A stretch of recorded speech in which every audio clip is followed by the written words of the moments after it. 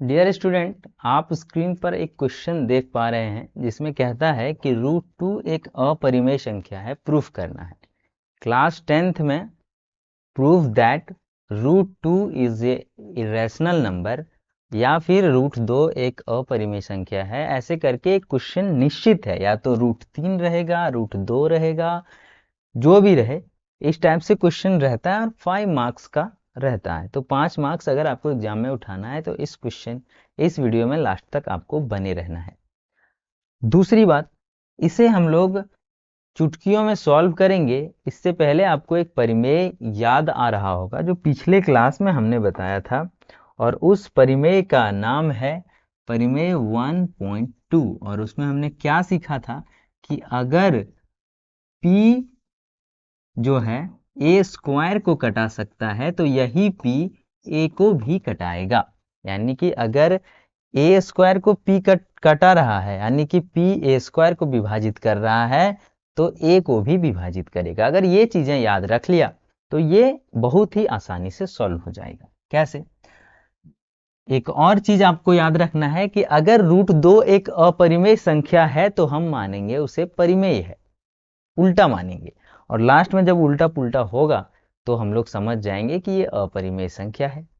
ये ठीक उसी तरह है कि किसी चोर आदमी को हम लोग कह देंगे बहुत सीधा है, बहुत संत है, और उसे गद्दी पर बैठा देंगे और उसे चोरी करते हुए रंगे हाथ पकड़ लेंगे तो समझ जाएंगे कि वो चोर है।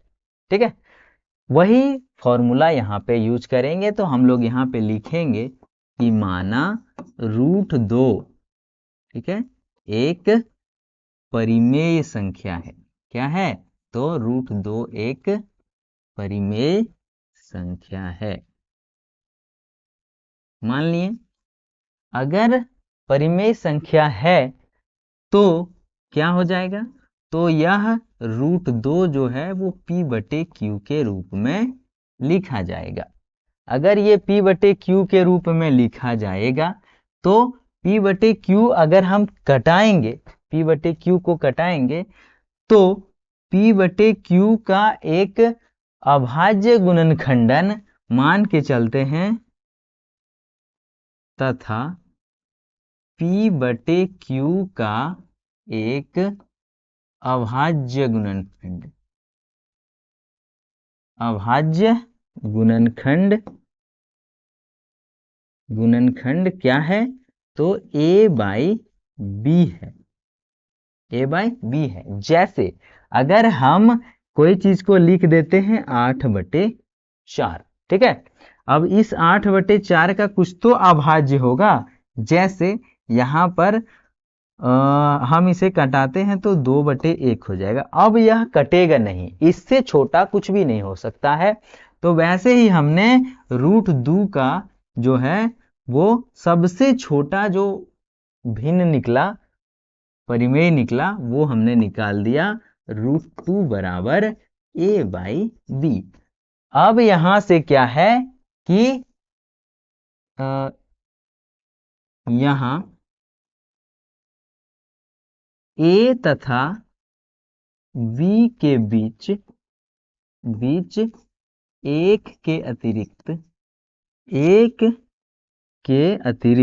यानी कि एक के अतिरिक्त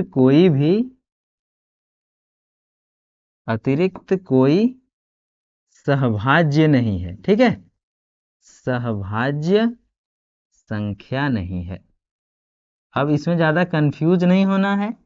सहभाज्य नहीं है इसका अर्थ है कि अब ये किसी दूसरे चीज से नहीं कटेगा। जैसे हमने अभी दिखाया कि 8/4 जो है वो हमारा P/Q है, इसे 2 से घटा देंगे तो 2/1। अब ये दोनों के बीच कोई भी सहभाज्य नहीं है, अब यह इससे छोटा नहीं हो सकता है। यानी कि 2 भी 1 से कटेगा और 1 भी 1 से कटेगा, यानी कि एक ही है, एक संख्या है एक जो ये दोनों को कटा सकता है, इसके अलावा कोई भी संख्या नहीं है।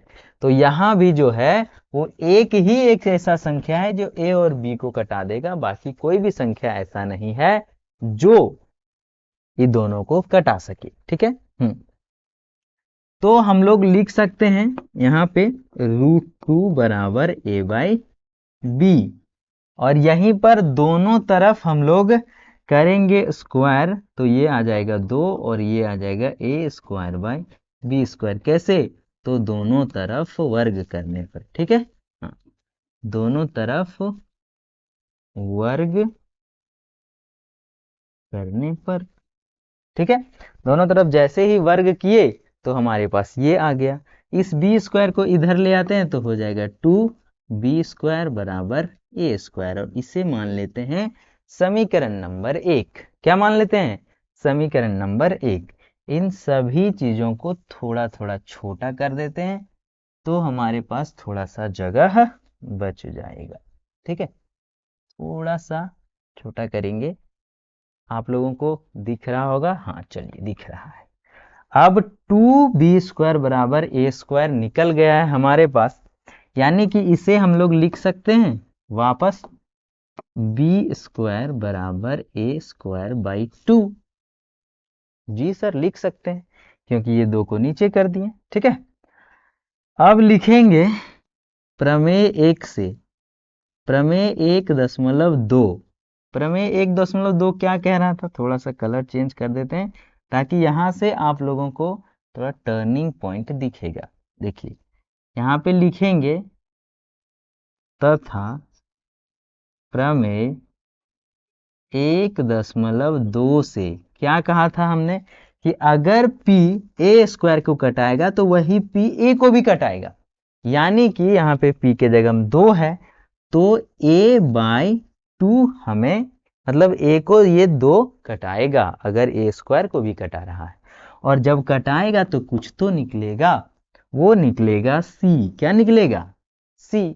ठीक है, अब इसे इधर गुना कर देते हैं तो हमारे पास कुल मिलाकर आ जाएगा a बराबर 2c, और ये हो जाएगा समीकरण नंबर 2।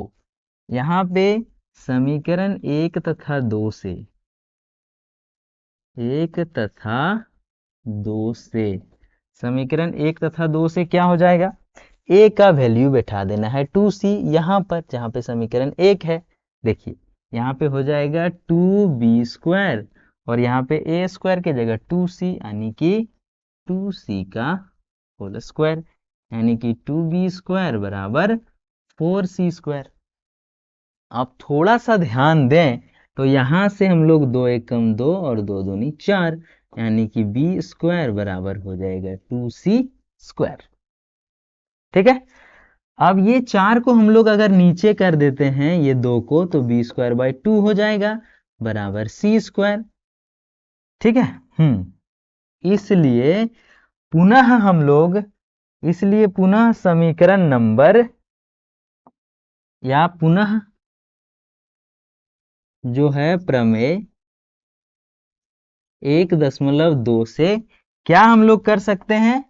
तो b/2 बराबर कुछ तो आएगा, जो आएगा d, यानी कि अगर a स्क्वायर को कटा रहा था तो a को भी कटा दिया, तो b स्क्वायर को 2 कटा रहा है तो b को भी कटाएगा, कोई दिक्कत नहीं है। और अब देखिए यहाँ पे हमारे पास निकल रहा है, डियर स्टूडेंट थोड़ा सा गौर करिएगा तो सारा संशय आपका मिट जाएगा। जैसे देखिए 8 था और 4 था, ये 2 8 को कटाएगा तो ये 4 हो जाएगा, और इसे कटाएगा तो 2 हो जाएगा। ठीक है, तो ये दोनों में 2 से कट रहा है, तभी तो ये कट के छोटा हुआ। यहां से अगर इससे भी अगर 2 कट रहा है तो ये 2 हो जाएगा, और इससे 2 से कटेगा तो 1 हो जाएगा, यानी कि a में भी 2 से कट रहा है और b में भी 2 से कट रहा है, यानी कि ये वाला इस स्टेज में है। अभी किस स्टेज में? 4/2, लेकिन हम लोग a/b को लिखे थे इस स्टेज में, यानी कि इसके बाद इसके पास कोई भी दूसरा उभयनिष्ठ गुणनखंड नहीं है जो दोनों को कटा सके। लेकिन यहाँ तो साफ साफ चीख चीख कर बोल रहा है कि 2a को भी कटाएगा और 2b को भी कटाएगा। ठीक है, जो जो हमें, ठीक है, जो हमें त्रुटिपूर्ण